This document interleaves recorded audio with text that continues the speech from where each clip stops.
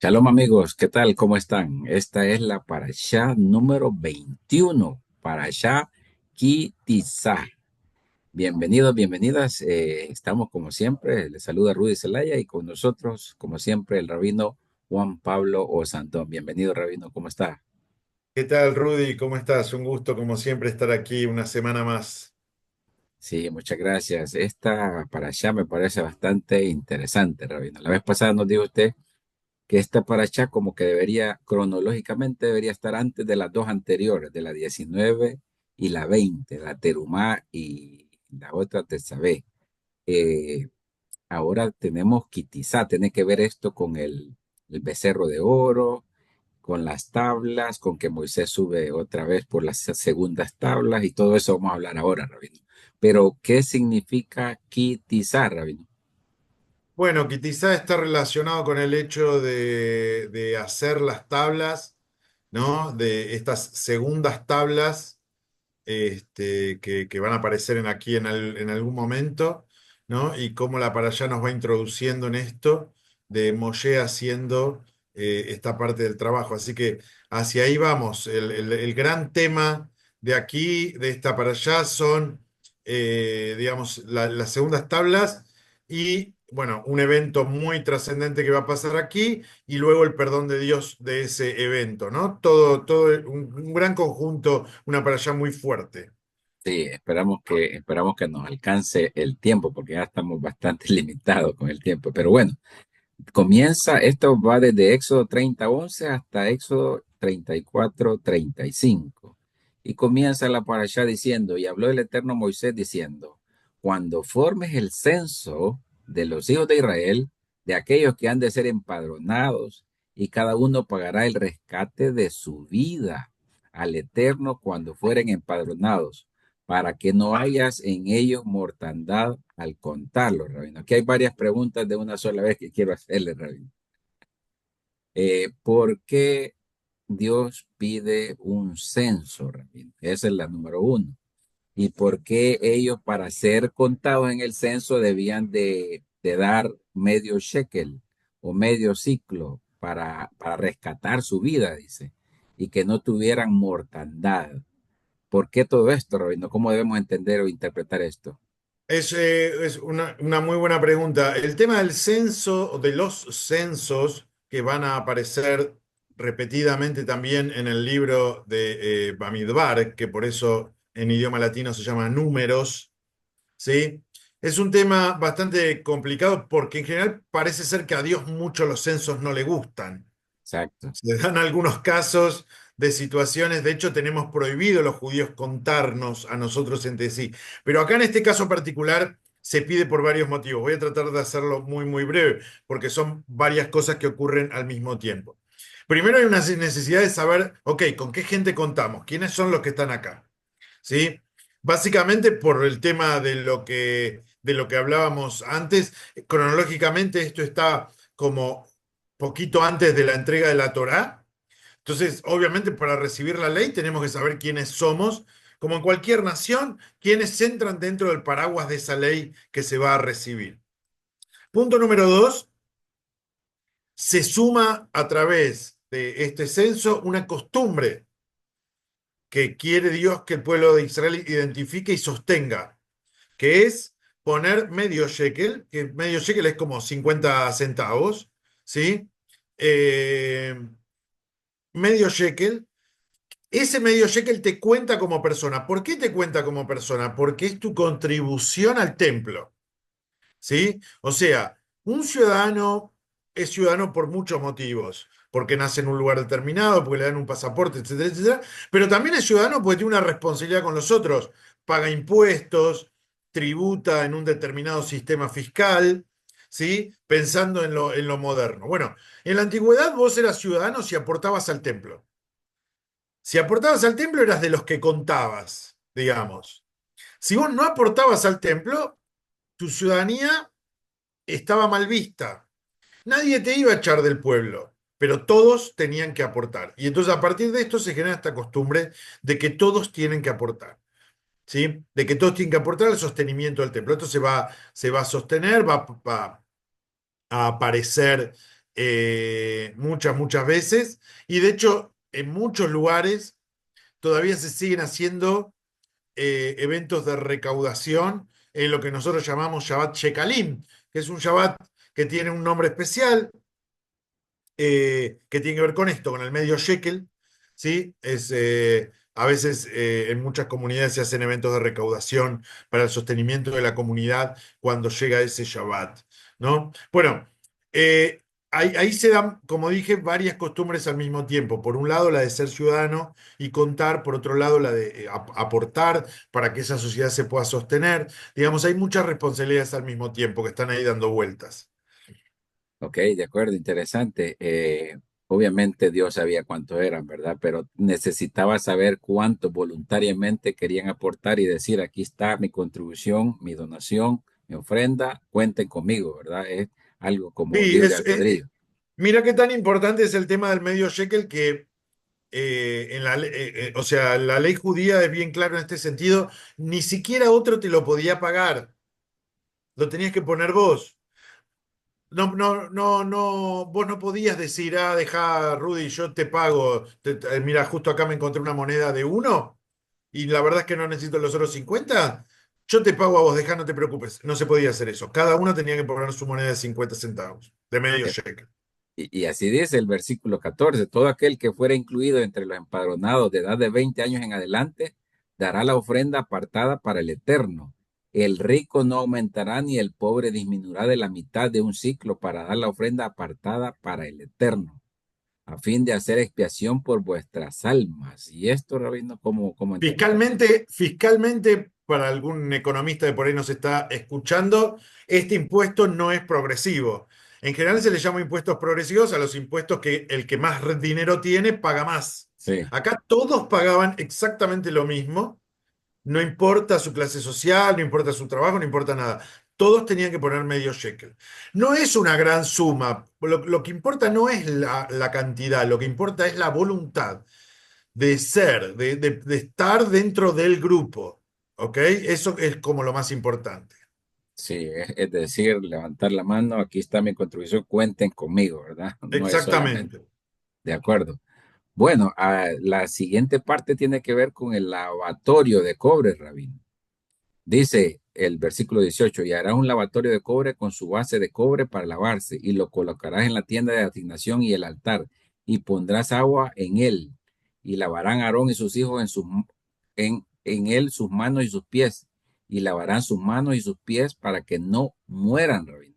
Y le será esto por estatuto perpetuo a él y a su descendencia en todas las generaciones, Rabino. Dice, para que no mueran. Y esto era cuando estaba el tabernáculo y el Sí, templo, y en Rabino. el templo también, en el templo en Jerusalén también después, el tema de que los rabinos tenían que llevar adelante su tarea purificados. Purificados no tiene que ver solamente con limpieza, purificados tienen que ver con un estatus físico y espiritual, las dos cosas, ¿sí? O sea, estar apto para poder desarrollar la tarea. La limpieza es un símbolo de esa aptitud. Eh, y entonces, bueno, obviamente era algo muy, muy importante, ¿no?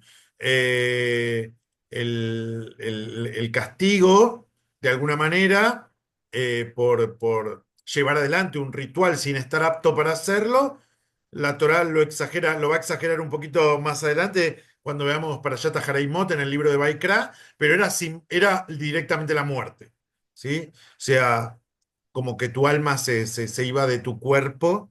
Eso normalmente es lo que llamamos la muerte. Puede ser inmediatamente o no, pero es como una especie de pérdida de la entidad humana. Era para que los sacerdotes tomen con mucha responsabilidad su trabajo. Y eso se hacía mientras el tabernáculo y mientras el templo, Rabino. Ahora ya Sí, no, exactamente. y se volvería a hacer cuando construyen el tercer templo. El tema del tercer templo es un poco complicado, pero básicamente hoy lo que seguimos sosteniendo como algo similar es que cada vez que hay que empezar a rezar, uno tiene que ir a lavarse las manos. Sí, eso sí, lo había visto anteriormente. Bueno, la tercera parte se refiere a la elaboración del aceite de unción y el incienso sagrado. Dice el versículo 23, y tú toma para ti de las especies principales de mirra pura, 500 ciclos, de cinamomo aromático, la mitad de esto, es decir, 250, y de canela aromática, 250, y harás de esto el aceite de la santa unción, ungüento mezclado de obra de perfumista, aceite de la unción santa será, y ungirás en él la tienda de la asignación y el arca del testimonio. Así lo santificarás y serán cosas santísimas. Este aceite de unción, el incienso sagrado para Aarón y sus hijos, rabino, iba a ser por siempre, pero era mientras estaba el tabernáculo y el templo. Ahora ya no, por lo que hablamos la vez pasada, rabino. No, todas estas cosas del templo hoy en día no aplican en la sinagoga. De hecho, hay mucha gente que estas partes de la Torá se las saltea directamente. Sí, Eh, pero sí en la antigüedad estaba, bueno, ya hablamos que en algún otro video, el tema de lo que significa ser ungido, que no aplica solamente a personas, sino que aplica también a cosas, porque los instrumentos que se usaban en el templo también tenían que ser ungidos, sí, que eran derramados o sumergidos dentro de un aceite determinado. Ahí da como un poquito la receta, entre comillas, de cómo se tenía que preparar. ¿Sí? Ser ungido digamos, hacer la meshejá, digamos, hundir o bañar en aceite algo, es de donde viene la palabra Mashiach, porque a los sacerdotes y a los reyes también se les tiraba el aceite sobre la cabeza. Mashiach significa ungido, que es literalmente tirarle el aceite en la cabeza, ¿sí? Por eso es lo que Mashiach es lo que luego fue traducido como Mesías, ¿sí? Porque el Mesías, el Mashiach, según la tradición judía, debe ser ungido como líder, ¿sí? Por eso ese es el nombre que tiene. Pero en este caso, bueno, acá hablando particularmente de los elementos del templo, ¿no? exacto, exacto. Bien. La otra parte es la designación de Bezalel y Aholiab para, como los artesanos para construir el tabernáculo, rabino. Mira que yo he llamado por su nombre, he elegido a Bezalel, hijo de Uri, hijo de Hur. Aquí viene otra vez Hur, rabino, de la tribu de Judá, y le he llenado del Espíritu de Dios en cuanto a sabiduría e inteligencia. Y he aquí que yo he designado también juntamente a él a Oliab, hijo de Ahisamá, de la tribu de Dan, y en el corazón de todo sabio puse ciencia para que todo lo que tengo ordenado, ¿verdad? ¿Qué tenían de especial estas dos personas, rabino, para que sean ellos los que iban a construir? Bueno, primero un poquito el tema de las familias. No me quiero poner muy técnico en este aspecto, pero está sin duda el tema de las familias y Sí, de todo lo que tiene que ver con su origen. Pero fíjense que acá eh, Dios dice algo muy importante que tiene que ver con lo que se llama Ruach Jochma, el espíritu de la sabiduría. El espíritu de la sabiduría es algo que simplemente alguien tiene, una condición, un don. El don que alguien puede tener para algo. ¿Sí? Alguien es bueno en una cosa y otra persona es buena en otra cosa. ¿Sí? Y hay que elegir, hay que saber elegir a los que son buenos en lo que se necesita. Y estas dos personas eran buenos en esto.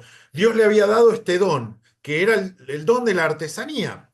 Vos fíjate que hoy en día se habla mucho de las inteligencias múltiples. ¿Sí? De que todas las personas somos diferentes, de que tenemos distintos tipos de inteligencias. Eh, todos tenemos la capacidad de discernimiento y de raciocinio, que eso es la que tiene que ver con el Betzelem Elohim, con la imagen y semejanza de Dios, poder tener inteligencia. Pero cada uno tiene un tipo de inteligencia diferente. Que alguien sea bueno en matemática y malo en literatura no lo hace menos inteligente. Simplemente tiene un tipo de inteligencia particular. Esto es algo que hoy en día en pedagogía se habla mucho, es algo muy del siglo XXI. Pero vos fíjate que la Torá ya lo viene hablando hace 3500 años. Dice, esta sí, persona tiene esta capacidad para esto. Elijámoslo para lo que es bueno. Por ahí, no sé, era malo en matemáticas. Bueno, en eso no lo elegimos. No pasa nada. Habrá otro que se destaque en eso. ¿Ok? Es muy interesante lo que trae acá la Torá en buscar al que es bueno en lo que corresponda, ¿no? En cada área, destacar las virtudes de cada persona. Bueno, él fue elegido para esto, ¿no? perfecto. Y ahí dice que Bezalel es hijo de Hur. Hur veíamos que era como, como el aliado de Aarón que le ayudaron a Moisés a sostener las manos cuando pelearon contra Amalek, ¿verdad? Sí, sí, sí, era Y uno creo que vamos a de los tocarlo más. príncipes importantes. Sí, y luego viene, Rabino, el Shabbat. Hay una ordenación aquí sobre el Shabbat. Y tú hablarás a los hijos de Israel diciendo, ciertamente guardaréis mi sábado, porque esto es una señal entre mí y vosotros en todas vuestras generaciones, para que sepáis que yo soy el Eterno que os santifica. Y guardaréis el sábado otra vez, porque santidad es para vosotros. Y el que profanare será muerto ciertamente, pues todo aquel que hiciere trabajo alguno en él, esa alma será segregada de entre su pueblo. Hay mucha incidencia o mucha insistencia en esto, Rabino, de guardar el sábado, porque el sábado es santidad, porque el sábado hay que gozarse, porque el sábado trae bendición, porque en el sábado hay que esperar mucho. ¿Cómo lo interpretan ustedes, Rabino? Bueno, este texto en particular de Shabbat, acá en el judaísmo tiene un simbolismo muy importante, porque como este texto está inserto Sí, junto a los trabajos de construcción del templo, de los trabajos de construcción del templo es de donde se derivan aquellos trabajos que en Shabbat no podemos hacer. Los judíos tenemos 39 trabajos que en Shabbat no podemos hacer, ¿sí? 39 trabajos en los cuales nos restringimos durante Shabbat, ¿sí? Derivan de los 39 trabajos necesarios para hacer el templo. No los quiero detallar acá porque sería extenderme mucho, sí, pero para que la gente sepa, las cosas que los judíos no hacemos en Shabbat son cosas derivadas de los trabajos necesarios para construir el Mishkan. perfecto, muy buena aclaración. Después viene el pecado del becerro de oro, Rabino. Mientras Moshe estaba allá en el monte Sinaí recibiendo las tablas de la ley, el pueblo impacientemente fabrica y adora un becerro de oro. Dios se enoja y amenaza con destruirlo, ¿verdad? Veamos aquí lo que sucede con Moisés. Dice, vers 32:1, y vio el pueblo que Moisés tardaba mucho en bajar del monte. Y se reunió el pueblo junto a Aarón y le dijeron, levántate y haz para nosotros dioses que vayan delante de nosotros, porque a este Moisés, el varón que nos hizo subir de la tierra de Egipto, no sabemos qué le haya acontecido. Y les dijo Aarón, quitad los aros que hay en las orejas de vuestras mujeres y vuestros hijos y de vuestras hijas, traédmelo. Y se quitó todo el pueblo los aros de oro y tenía en sus orejas y los trajeron a Aarón. Aquí quiero preguntar varias cosas también, aprovecharlo. Moisés está 40 días y 40 noches en la montaña. El pueblo se desespera. El pueblo casi que no le pide, Perdóname, Rudy, convengamos que mucho tiempo es un día, ¿eh? O ok, sea, es un día que hubo hay un malentendido respecto a la cuenta de los 40 días. El pueblo empezó a contar como en forma diferente a Moisés y hubo un día de diferencia, el pueblo se desesperó. Arranquemos por ahí, ¿no? la desesperación del pueblo, correcto. Y prácticamente que le exigen a Aarón que construya un becerro. ¿Por qué Aarón acepta construir ese becerro si ya recientemente le habían Por la dicho, presión popular, por la presión popular. La presión popular a veces genera cosas que no son buenas. A veces por los comentarios en redes sociales se toman decisiones que no son las correctas. Por ejemplo, digo, cómo los seres humanos nos sentimos frente a la presión, sí, ¿no? y aquí, Eh, ajá, Aarón, ahí el texto es bien claro respecto a la presión que el pueblo ejerce sobre él y cómo Aarón se deja vencer por esa presión. y yo he escuchado dos comentarios al respecto, Rabino. El primero es que, bueno, si van a culpar a alguien, que me culpen a mí y no al pueblo, ¿verdad? Y lo otro, Aarón tenía a Hur, el que estábamos hablando anteriormente. No aparece Hur aquí, Rabino. Hay algo detrás o hay algo que el pueblo hizo con Hur y que Aarón tuvo miedo también que lo hicieran con él. Había escuchado que habían Mira, matado a Hur. respecto al tema de que me culpen a mí, no culpen al pueblo, el pueblo estaba igual también, absolutamente, y Dios tenía bien claro, digamos, las responsabilidades adecuadas, ¿no? A cada uno de los casos. Ahora, con respecto al tema de Ur, la gente, eso es un problema de pensar en masa. El ser humano es muy inteligente en forma individual, pero a veces en masa se comporta de una manera un poco complicada, ¿no? Por Sí, decirlo de alguna manera, ¿no? Y es un poquito lo que pasa acá, más allá de los textos rabínicos que acompañan el comentario respecto a qué pasó con Ur, los miedos de Aarón, etcétera, etcétera. Acá lo que el texto nos quiere decir es, cuando la masa no piensa en forma individual y se deja llevar por la corriente, nada bueno pasa, sí. digamos, ¿no? Y es un poco para donde va este relato del becerro de oro, ¿no? Y el hecho de que Aarón los mande a buscar las alhajas y todo eso, las joyas, es para demorar el tiempo también y tal Por ahí vez en para aquel demorar trabajo. un poco, pero no, a la larga no sirvió. Sí, nos sirvió porque siempre lo construyeron y adoraron, ¿verdad? Luego le dice Dios, el versículo 32:7, y el Eterno habló a Moisés, ve, desciende, porque se ha corrompido tu pueblo, el que sacaste de la tierra de Egipto. Y Bueno, dijo el ahí ves Eterno, que Dios tenía bien claro cómo era el asunto, ¿no? sí, y dijo el Eterno a Moisés, yo he observado a este pueblo y he aquí que es pueblo de dura cerviz. Y ahora déjame para que se encienda mi ira contra ellos y los consumiré, y yo haré de ti una nación grande. Quería matar al pueblo, Rabino, le promete a Moisés que de él iba a sacar descendencia y Sí, eso está prácticamente, bien claro. Dios quería eliminar al pueblo. Sí, está clarísimo. Dios quería eliminar al pueblo, no lo hace pura y exclusivamente por el pedido de Moshe. exacto, Moisés Eh, intercede. sí, sí, sí, por supuesto. Intercede por el pueblo y los defiende, y ese es el motivo por el cual Dios no extermina al pueblo. Eh, Sí, pero bueno, ese es un poco la reacción de Dios frente a la situación de saqué a esta gente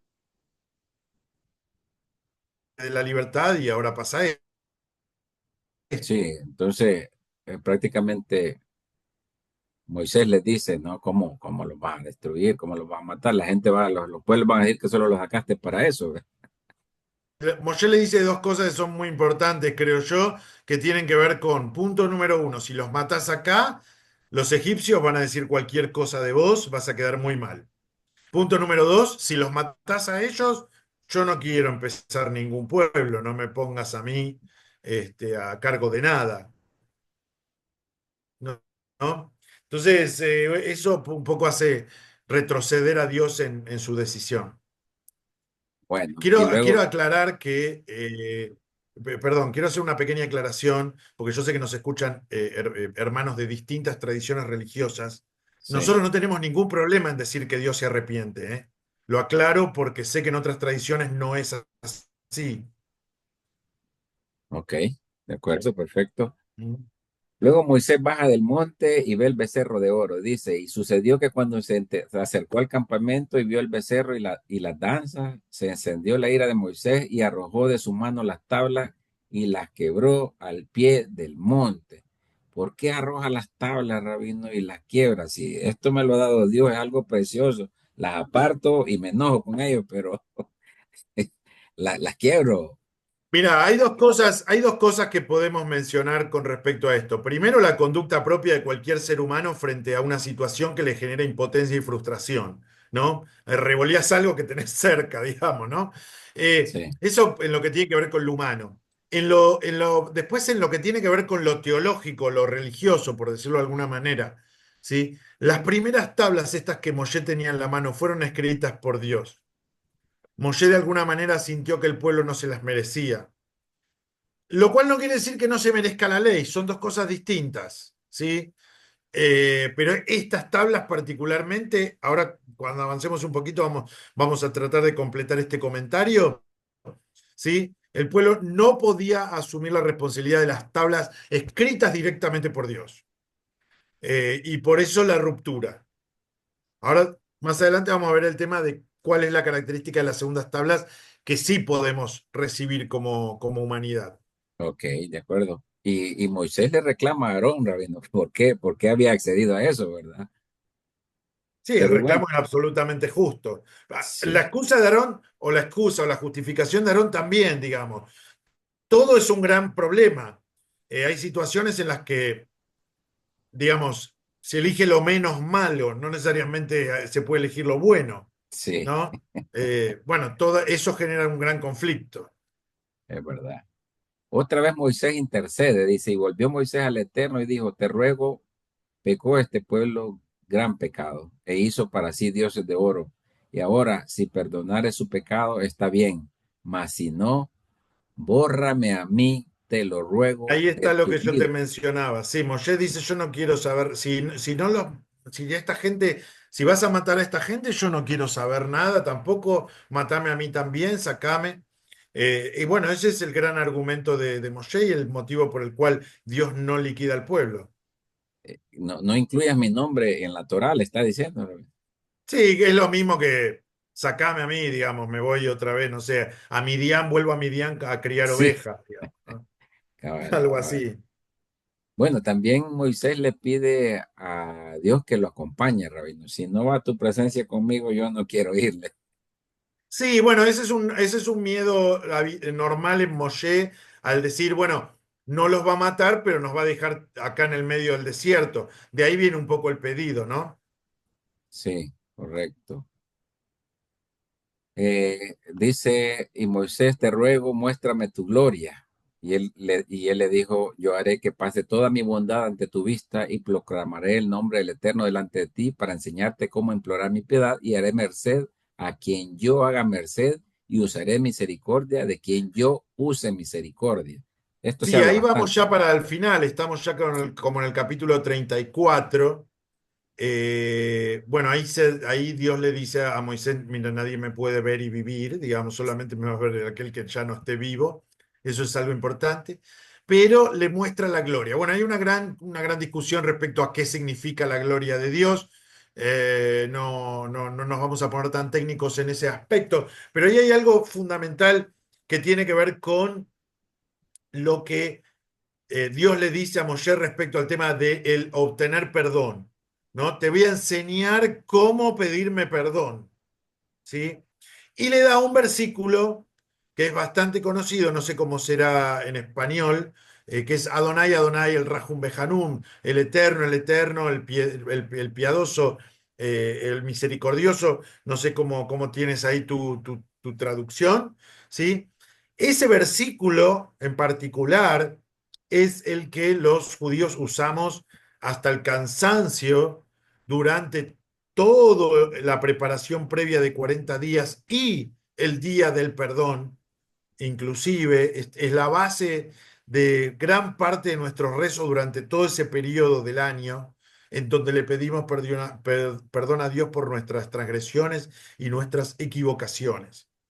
Eh, Todavía hoy se considera el versículo por excelencia para pedir perdón. Perdón a Perfecto. Dios, no a las Sí, personas. Ese perdón va por otro camino. ok.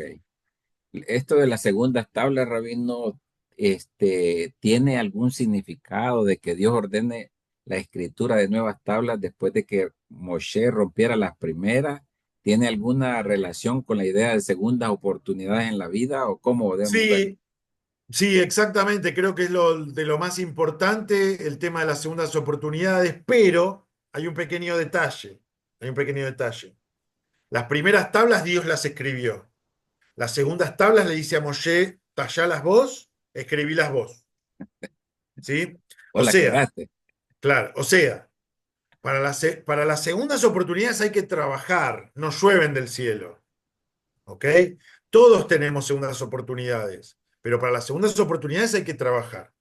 ¿Sí? Hay que trabajar implica pedir perdón, trabajar implica hacer una revisión de las acciones, trabajar implica hacer un esfuerzo para lograr un objetivo determinado.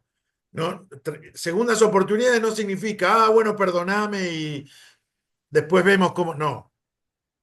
O sea, la segunda oportunidad puede llegar, pero puede llegar después de un esfuerzo grande de parte de uno de tomar conciencia de qué fue lo que ocurrió, que se dejó perder una primera oportunidad, ya sea por un error, ya sea por ignorancia, ya sea por, no sé, obviedad, negligencia, lo que sea. Pero hay que hacer un trabajo de reflexionar, trabajar y pensar por qué se dejó perder una primera oportunidad y por qué necesitamos una segunda y qué vamos a hacer con ella, distinto de la primera. ¿sí? El tema de la segunda oportunidad es un tema de trabajo personal muy amplio, ¿no? No es que simplemente, bueno, venga otra oportunidad, no pasa nada, ¿sí? Entonces, tiene que ver con eso. Ahora, ¿qué es la experiencia de vida? No es solo la segunda oportunidad que es la que salió bien. La experiencia de vida es todo, el error y el acierto. ¿Cómo nos muestra la Torah eso? En el arca sagrada van todo, van las tablas nuevas y las piedras rotas de la primera. Todo va dentro del arca, ¿ok? Entonces, ¿qué es la experiencia? Bueno, la experiencia es los errores, porque hay gente que solamente cuenta como si fuera un currículum, lo bueno. Viste que uno en un currículum, obviamente, como va a buscar trabajo, pone Es siempre verdad. que fue de 10 en todas las empresas, todos los trabajos, nadie nunca te echó, nunca llegaste Sí, tarde, nunca nada. No, la experiencia es todo. La experiencia es todo lo bueno, que obviamente hay que destacarlo, pero también los errores, las miserias de cada uno como ser humano, las tragedias, todo va. Todo va en el arca de la vida de uno como las tablas van todas en el arca de la alianza, las sanas y las rotas, las del éxito y las de la frustración, las del acierto y las del error. Y así debería ser nuestra vida, así deberíamos contar nuestra historia, porque es la única forma de formar una experiencia de vida sana y real. interesante, Rabino, muy interesante. Y luego viene la revelación de los atributos de misericordia de Dios, Rabino. Dice, y pasando el Eterno delante de él, proclamó yo el Eterno soy un Dios misericordioso y piadoso, tardo para la ira y grande en benevolencia y verdad, que usa la benevolencia con miles de generaciones, que perdona la iniquidad, la transgresión y el pecado del que se arrepiente, pero que de ningún modo absolverá al culpado. Hasta arrepiente, en arrepiente vamos a poner un punto. ¿Ok? No sé cómo está tu traducción, pero ahí para nosotros va un punto. ¿Ok? Todo ese versículo es el que yo te mencioné antes. Sí, Y de ahí la tradición judía desprende los 13 atributos de perdón divino. ¿Sí? No lo vamos sí, a detallar acá porque son muy largos, sí, pero cualquiera lo puede googlear. Los 13 atributos de perdón divino según el judaísmo se desprenden de ese versículo. Cada una de esas palabras, que son 13 palabras en hebreo, las que forman ese versículo, en castellano parecen muchas más, pero en sí, hebreo son 13, son las que forman los 13 atributos de perdón divino. exacto. Comienza en el capítulo 34:6. Bien. Exacto. eh, Luego viene la faz de Moshe, Rabino, la resplandeciente que es Moshe cuando baja del monte, ¿verdad? Y sucedió que cuando Moshe bajó del monte Sinaí, con las dos tablas del testimonio, las que estaban en manos de Moisés al bajar del monte, no sabía Moisés que la tez de su rostro despedía rayos de luz con motivo de haber hablado con Dios con él, Rabino. Y los hijos de Israel miraban al rostro de Moisés y veían que la tez de su rostro despedía rayos de luz. Y después de haberles hablado, volvía Moisés a poner el velo sobre su rostro hasta que entraba otra vez para hablar con él. ¿Cómo vemos esto, Rabino? Eso, bueno, eso creo que lo puede comprobar cualquiera en su vida cotidiana. Yo quizá voy a decir algo que a algunas personas le pueda resultar algo polémico, pero yo creo que las personas que sentimos que tenemos a Dios en nuestra vida resplandecemos de una manera diferente. Porque Dios mismo te contagia de eso, sentir a Dios te contagia de eso, ¿no? Y Moshe estuvo en el nivel más alto de cercanía, o sea que imagínate el resplandor, ¿no? Sí, Pero bueno, eso quizás solo lo puede entender alguien que realmente siente a Dios en su vida, no, no es mi intención marginar a nadie en ese sentido, sino invitar a que las personas sientan a Dios en su vida, porque realmente eso hace que uno se sienta con resplandor. y que los demás quieran ver también, ¿verdad? En uno. Y también que los demás que los demás lo noten en tu rostro, que tu rostro en realidad es una metáfora, que tu rostro es las conductas, cómo vos te comportás, ¿no? Ok, perfecto, interesante. Bueno, resumiendo, Rabino, toda la parashá, vemos el liderazgo de Moisés prácticamente, la responsabilidad que tiene Moisés de todo ese pueblo, Rabino. De alguna manera asume Duro. la culpa Y intercede como todo un líder por un pueblo. Interesante esa parte, ¿verdad? Duro, El liderazgo. ser líder es duro. Sí, Es hermoso al que le toca en algún momento liderar, tener gente a su cargo, lo que sea.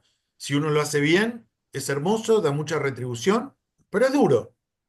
Por eso también las personas que no les toca liderar tienen que entender a veces la dureza de ser líder, que no siempre es comprendida.